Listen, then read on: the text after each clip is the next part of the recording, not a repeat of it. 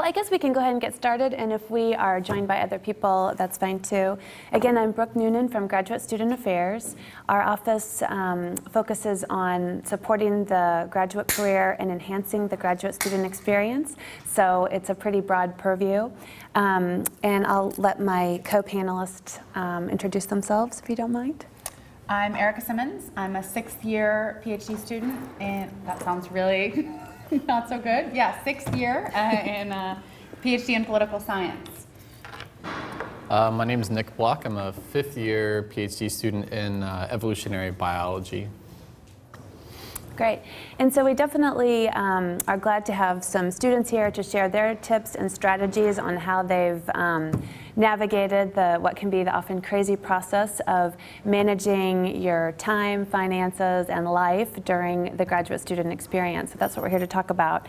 But I was sort of curious. I'd like to keep this as informal and interactive as we can. Because we want this to be a useful tool for you, very relevant for you, and maybe the beginning even of a series of further discussions on topics or questions that you have on these kinds of subjects. So I sort of want to get a sense of, are you guys, where you're from, what stage you're at. Do we have anybody from social sciences here? Okay, humanities, divinity, biological sciences, physical sciences? Okay, great. First year students? Okay, great. Second year? Third year? Great. Anybody beyond third year, fourth year, beyond? Okay, great. Well, we really want this to be a talk that's relevant for students at all stages of the game. Again, it's about time management, and that certainly never ends, as we all know. But if you don't mind sharing just your reasons for coming or what you hope to get out of the session, what you expected that we'd cover today, what would be helpful if we covered? Just came for the snacks. David, you look like you want to say something. I sort of lost track of the funding structures now. I got the impression they changed last year when I was away, but I'm not sure on advanced residency how much that is, what's expected for that. There was grumbling a few years ago about that going away, if that's actually happening. Okay. So questions about residency structure and costs associated with that. Okay. Anybody else? Budget management. I'm sorry? Budget management. Budget management, yes. We all need that. Okay. Yep. How to find money for non-US citizens. For non-US citizens? Okay. Yes. I'm doing like a combined professional degree and a PhD. Uh-huh. I'm sort of wondering like how to deal with the funding because the grad school it's not as heavily funded as a PhD. Sure. Okay. I'm here more for the time management part. Okay. I'd like to do less of work altogether than I need to kind of management time. Okay, great. Okay. Well, I hope that we can touch on all of these topics, but again, if you have questions along the way, please feel free to ask us.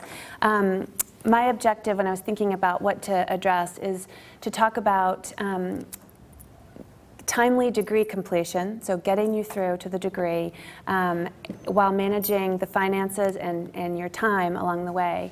I feel like all three of those kind of components, the time, the money, and the objective, the degree, are sort of interrelated. So it's just about keeping them all in balance. And we hope that somewhere along the line you can have a life outside of those things as well. So we probably won't be telling you anything you don't already know about those issues of time management and financial management, but sometimes just getting new strategies, hearing what's worked for other students can be really helpful. I thought I would start by just sharing some questions that came up from other graduate students when our office was planning grad student orientation this year. We asked first, second year students who were already in residence to tell us what they wished that we had covered during graduate orientation when they were incoming students. And not surprisingly, a number of the questions had to do with finances. One of the questions I wanted to highlight, how do graduate students handle living on very little stipend money? Why should I apply for an external fellowship if I already have 5 years of funding from the university? If I know my living expenses will exceed my fellowship stipend, should I look for an extra job, pay for my expenses with a credit card, or consider a loan? What should I know about filing taxes with regards to my grad stipend? So these are all, I don't know if any of these questions sound familiar to you or if you've considered them along the way. So we hope to be able to kind of address those too. But essentially, grad school, as you know, is a major investment of your time, of your money, and of your life. And so we want you to just get a good return on your investment, as you would with any other venture that you go forward with in life. And I think that one approach that you can take when managing this investment is to be a kind of project manager. Very much like in the, I guess, the corporate world, project managers or PMs are designated to get an objective, see an objective through to the end.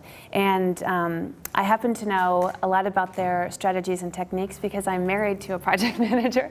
So he was actually very helpful when I put together this talk. But he gave me 3 really good strategies that are used in the project management world. And it's a 3-step process. It's good it's not the 12-step process. Number 1 is assess the scope of the project. Number 2, determine strategic partners. And number 3, identify deliverables. So if we can keep those sort of 3 things in mind, the scope of the project, so the project here being your degree completion, how long is it going to take you? What time period are we looking at? Sometimes you might think of chunks of short-term management and then the overall long-term management, but this is your project. Number 2, determine partners along the way. So what are strategic partners that you can identify?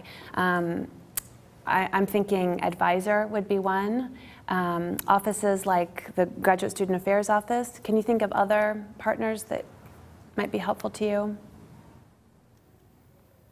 Maybe your department, graduate program administrator in your department.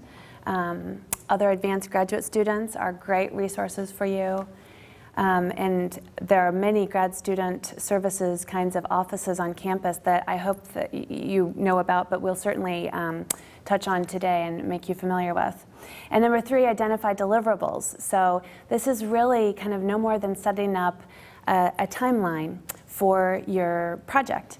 And you can divide it up however you like in long-term chunks or short-term chunks, but just getting on a page or on the computer screen or however it works for you in your daily planner, getting it somewhere where you can refer to again and again what is expected of you, map it out from the beginning, make adjustments along the way, add to, take away from, but most importantly, check things off and know that you're making little accomplishments en route to your goal.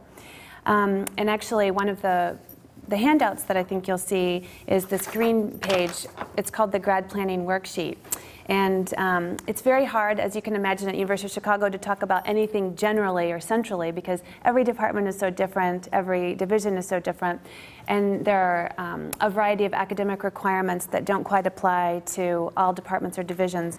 But we hope that this is a pretty good guideline for you to use in conjunction with the other worksheet.